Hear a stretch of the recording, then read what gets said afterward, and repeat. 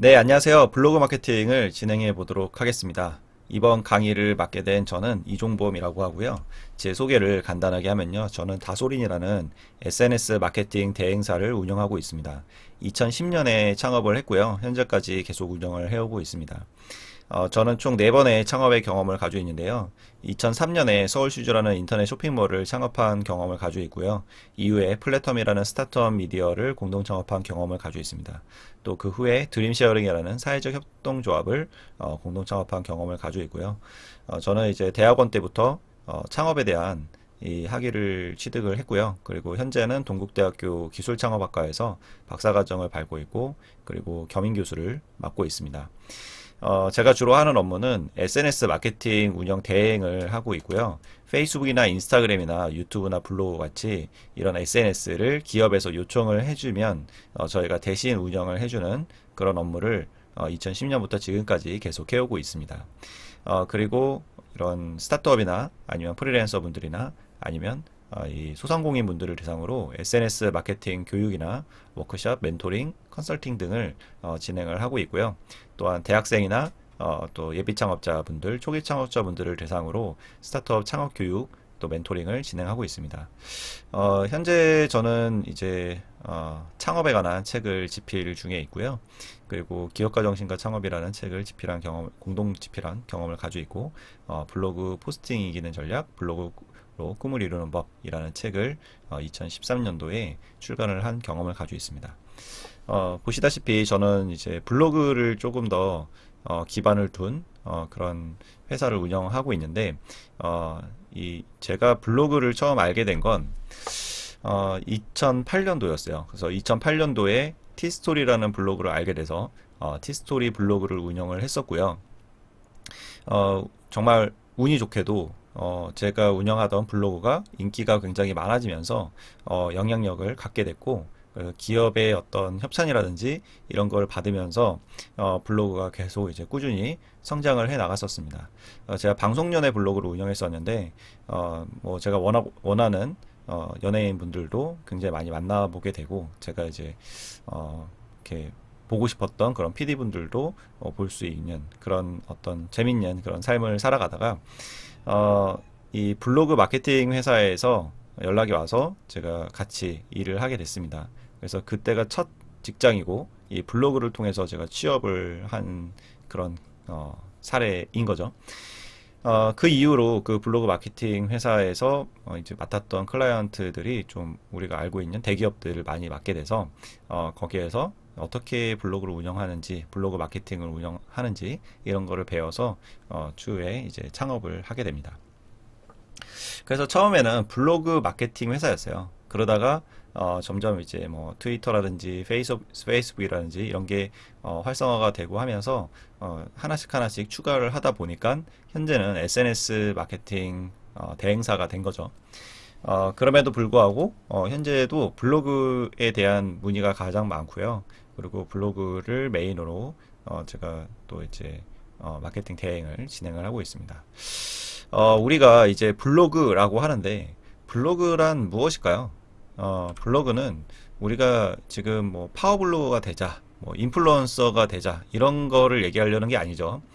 우리는 기업으로서 어떻게 하면 블로그를 잘 운영할 것인가 이런 것에 대해서 이야기할 것입니다. 물론 이 개인적으로 이런 인플루언서가 되고 싶은 분들도 이 강의를 들으시면 조금 도움이 되실 수는 있을 거예요. 근데 목적이 조금 다릅니다. 기업은 매출을 올리기 위해서 운영하는 거고, 이제 개인 같은 경우는 개인의 영향력을 조금 더 펼치기 위해서 운영하시는 거죠. 근데 기업 같은 경우는 여기 보시다시피 블로그 하면 우선 머리가 아파요. 그죠? 머리가 아픕니다. 뭐 글도 써야 될 것 같고, 제가 그래서 두 번째 책을 블로그 포스팅 이기는 전략이라는 책을 쓴 게 블로그 글쓰기 방법에 대해서 글을 썼던 거예요. 너무나 많은 분들이 이것에 대해서 고민을 하기 때문에 어떻게 하면 좀 더 쉽게 글을 쓰실 수 있을까에 대한 글을 썼는데, 실은 지금도 굉장히 많은 분들이 블로그 하면 글을 또 써야 돼. 뭐 뭔가 복잡해. 알고리즘도 있고 저품질 걸리면 안 되고 여러 가지 그런 뭔가 시작하기 전부터 머리가 아프기 시작하죠. 또 여기에 보시다시피 뭔가 블로그 하면 구시대적인 유물처럼 이렇게 보이는 경우가 많습니다. 아, 뭐 아직도 블로그를 해? 뭐 이런 얘기들을 종종 듣는데요. 근데 이거는 제가 2008년도에 블로그를 처음 운영하기 시작했을 때, 그때부터 들었던 얘기긴 해요. 제가 처음 블로그 시작했을 때 들었던 얘기가, 아, 블로그는 이제 끝났어. 이런 얘기를 정말 많이 들었어요. 그 이후에도 계속 들어왔고, 지금도 듣고 있어요. 아직도 블로그를 해? 블로그를 효과가 있어? 뭐 이런 얘기들을 많이 듣는데요. 제 강의 중에, 그 스타트업을 위한 마케팅 전략이라는 강의를 들어보신 분은 이게 왜 말이 안 되는지 그런 것에 대해서 조금 아시겠지만 처음 듣는 분들을 위해서 조금 설명을 드리면 마케팅이라는 것은 우리가 고객이 있는 곳에 마케팅을 해야 효과가 있는 거고 우리 고객이 전단지가 있는 혹은 현수막이 있는 곳에 많이 모여 있다면 전단지나 현수막이 훨씬 더 다른 뭐 SNS라든지 이런 것보다 더 효과가 좋을 수밖에 없겠죠.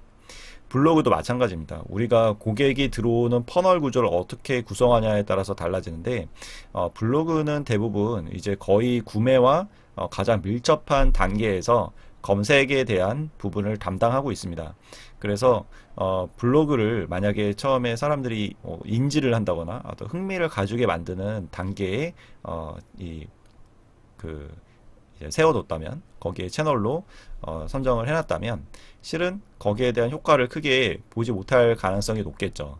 하지만 구매와 가장 밀접한 관계인 질문 단계에 만약에 이 블로그 채널을 설정을 하셨다면 그러면 굉장히 파워풀한 영향력을 맛보실 수 있으실 겁니다. 그래서 많은 분들이 아직도 블로그를 하고 있는 거고요. 실은 뭐 페이스북이나 인스타그램 같은 경우는 언제든지 사라질 수 있습니다. 페이스북이 망하면, 그죠? 인스타그램도 없어지고, 페이스북도 없어지는 거죠. 실제로 그런 서비스들이 굉장히 많이 있어요. 근데, SNS는 망하지 않죠. 그죠? SNS라는 것은 회사를 지칭하는 게 아니라 그러한 서비스, 소셜 네트워크를 해주는 서비스를 의미하는 거잖아요. 마찬가지로 블로그는 네이버가 망한다고 하더라도 블로그라는 것은 계속 살아남을 수밖에 없습니다.